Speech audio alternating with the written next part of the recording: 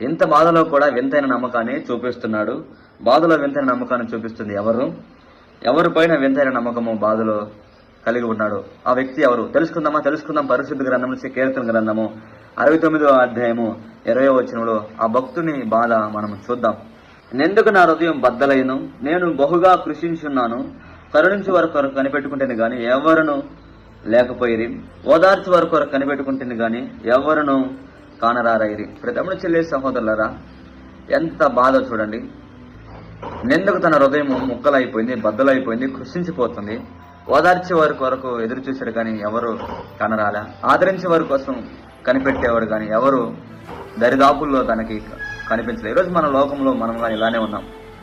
మనం బాధపడుతున్నప్పుడు, కృషించిపోతున్నప్పుడు, నిందల గుండా, అవమానాల గుండా, శోధించబడుతున్నప్పుడు, వేధించబడుతున్నప్పుడు మనం ఆదరించేవారు ఉండరు. ఈ లోకం వైపు మనం చూసామా, వారు మనకు సహాయం చేయరు, ఆదరించరు, ఓదార్చరు. ఇలాంటి బాధలు మనకు ఉంటాయి. మనం ముందుకు సాగుతాం. ఒక్కసారి ఆలోచించండి.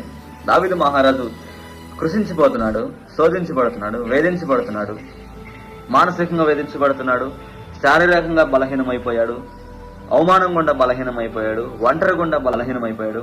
తన కంటికి సహాయం చేసేవాళ్ళు, ఓదార్చేవాళ్ళు, ఆదరించేవారు, సహాయంగా అండగా నిలబడి ధైర్యం చెప్పేవాళ్ళు ఎవరూ తనకి అందుబాటులో లేరు. కనపడట్లేదంట, ఓదార్చేవాళ్ళు లేరంట. చూడండి, మన జీవితంలో ఏదైనా సమస్య కానీ, బాధ కానీ, కష్టం కానీ వచ్చేదంటే మనకు ఓదార్చేవారు కనిపించరు, ఆదరించేవారు కనిపించరు, దగ్గర చేర్చేవారు మన దగ్గరికి రారు, ఎవరు మనకి సహాయంగా ఉండరు. ఇలాంటి బాధలు మనల్ని బహుగా బలహీనపరుస్తాయి. అలాంటి బాధలో దావీదు మహారాజు ఏమంటున్నాడు తెలుసా? 30వ వచనం చూడండి. కీర్తనతో నేను దేవుడి నామాన్ని స్తుతించేదను, కృతజ్ఞతాస్తుతులతో నేను గణపరిచను. ఎంత అద్భుతం అండి. చూడండి, కీర్తనతో అంట దేవుని స్తుతిస్తాడంట, కృతజ్ఞతలతో గణపరుస్తాడంట. బాధలలో, కష్టాల్లో, శోధనలో, వేదనలో, కృషించిపోతున్న వేళ, కృంగిపోతున్న వేళ, శోధించబడుతున్న వేళ దేవునికి కృతజ్ఞతలు చెల్లిస్తాడంట. ఎంత అద్భుతమైన విశ్వాసం, ఎంత అద్భుతమైన దేవుని పైన నమ్మకం. చూడండి, ఈరోజు మరి నీ చుట్టూ ఎవరు నీకు కనిపించకపోవచ్చు, ఈరోజు నీ చుట్టూ నేను ఆదరించేవారు లేకపోవచ్చు, కానీ నువ్వు కలిగి ఉండాల్సిన లక్షణం ఏంటంటే దేవుని కలిగి జీవించాలి, దేవుని స్తుతించాలి, కనపరచాలి, ఆయనపై నమ్మకం ఉంచాలి. నమ్ముట నీ వల్ల అయితే నమ్మువానికి సమస్తం సాధ్యమని సెలవిచ్చిన దేవుడు అద్భుతమైన నమ్మకం కలిగి ఉన్నాడు.